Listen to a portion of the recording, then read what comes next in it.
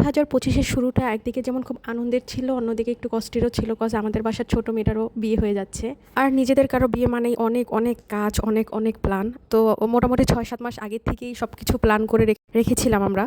আসসালামু আলাইকুম সবাইকে। আই হোপ আপনাদের সবার এই মেহেদি ব্লগটা ভালো লাগবে। মেহেদি নাইটের ঠিক আগের দিন রাতের বেলা আব্বু বসে বসে পিঠা বানাচ্ছিল। আমরা এত বিজি ছিলাম তাই আব্বুই পিঠাগুলো বানাচ্ছিল। এটা মেহেদির দিন আগ মুহূর্তে আমি সব কিছু রেডি করতেছিলাম, ডালাগুলো সাজাচ্ছিলাম।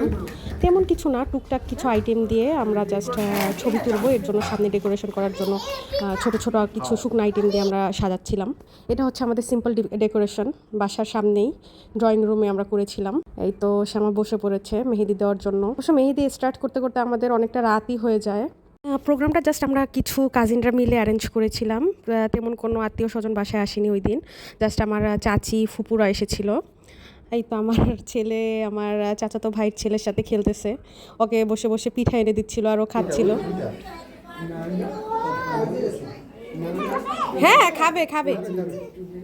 ইলহান আবার বেবিদের খুবই ভালোবাসে। এই দিয়ে স্টার্ট হওয়ার কিছুক্ষণ আগেই আমার বড় বোন বাসায় আসে। আমার ছোট্ট মেয়েটা প্রায় 8-9 ঘন্টা জার্নি করে বাসায় আসে। কজ ওই দিনই সিরাজগঞ্জ থেকে ঢাকা আসে, আবার ঢাকার থেকে এসে মাদারীপুর আসে। আমার ছোট্ট মেয়েটা ছোটোবেলা থেকে জার্নি করতে করতে সে একদম পাকা হয়ে যাইতেছে। এখানেই তো সবাই স্টেজের সামনে বসে মজা করতেছিল। বললাম যে তোমরাও বসো, দুইটা ছবি তুলে দিই তোমাদের। অবশ্য রাগ করেছিল, কারণ তাদের নাকি কোনো আউটফিট নেই। তো এখন আমরা একে একে এসে আমার সাথে কিছু ফুটেজ নিচ্ছিলাম, কিছু ছবি তুলতেছিলাম, ভিডিও বানাচ্ছিলাম। এই ছোটো সাউন্ড বক্সটায় গান ছেড়ে দিছিলাম। এই তো নাচানাচি শুরু হয়ে গেছে। বিয়ে বাড়ি একটু নাচানাচি না হলে কি হয় বলেন। এই তো আমার ছেলে নাচানাচি করতেছে। ছেলের মুড এই দিন খুবই ভালো ছিল, সে একাই নাচতে নাচতে পাগল হয়ে যাচ্ছিল। এবার আমার পালা, আমি কিছু ভিডিও বানাচ্ছিলাম সে আমার সাথে।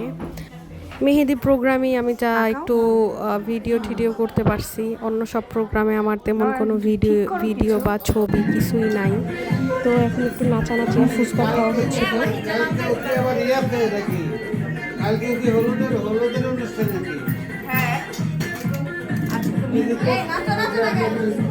মেহেদি আর্টিস্টের কথা বলতে তো ভুলেই গেছি, মেহেদি আর্ট বাই ইশরাত। ও যখন আসে আমাকে মেহেদি পরাতে, আমরা ওকে চিনি হচ্ছে ও আমার ননদের ফ্রেন্ড, বাট কিছুক্ষণ পরে পরিচয় পাই ও আমার মানে বোন হয়, আমার মামাতো বোন। ইশরাত দুই হাতের এক পাশে মেহেদি দিয়ে দিয়েছিল, এবং মুনার পেজের নাম হচ্ছে মেহেদি আর্ট বাই মুনা, ও হাতের অপর দুই পাশে হচ্ছে মেহেদি দিয়ে দিয়েছিল। এত সুন্দর মেহেদি দেয়, মাশাল্লাহ মাশাল্লাহ, অনেক সুন্দর করে মেহেদি দিছে। রিপুরের মধ্যে যে কোনো ইভেন্টে মেহেদি পরার জন্য আপনারা ওদের সাথে যোগাযোগ করতে পারেন। আমার ছেলের সাথে এখন একটু ভিডিও করার ট্রাই করতেছিলাম, বাট সে আমার কানের দুলের দিকে তার আকর্ষণ, যে কোনো মুহূর্তে টান দিবে, তাই আমি খুবই আতঙ্কে ছিলাম। টান দিলে তো আমি শেষ। আস্তে আস্তে এবার তাকাও মোহনের দিকে। সে দিছে একটা উব্বা, বাট তার ফেসিয়াল এক্সপ্রেশন। এবার আমি কিছু ভিডিও বানাচ্ছিলাম, আমাকে অবশ্য এই দিন ভালোই লাগছে মাশাল্লাহ। ভিডিওগুলো আমার ভালো আসছে এই দিন। আমার সাথে একটু কিছু রিলস বানাইছিলাম আমরা।